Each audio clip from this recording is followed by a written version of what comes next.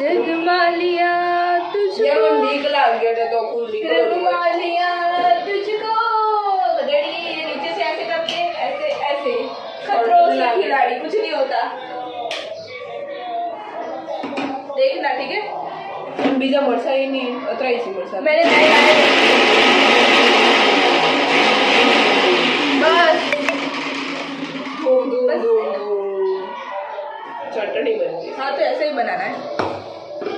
तो अब हम बनाने वाला है सेव खमणी जिसकी रेसिपी आपको मिलेगी मेरे शॉर्ट्स में अगर चाहिए तो वरना तो मिलेगी तो भी मिलेगी नहीं चाहिए तो भी मिल जाएगी ठीक है क्योंकि मैं क्या बोले इसको खुद को ही नहीं पता होगा क्योंकि मैं पहली बार बना रही हूँ तो मुझे पता नहीं कैसे बनेगी पर मैंने एक बार खाई है तो जरूर इसलिए मुझे तो बस आज बनानी है मैं टेस्ट करने वाली हूँ मैं इसकी रेसिपी जज करने वाली हूँ। तो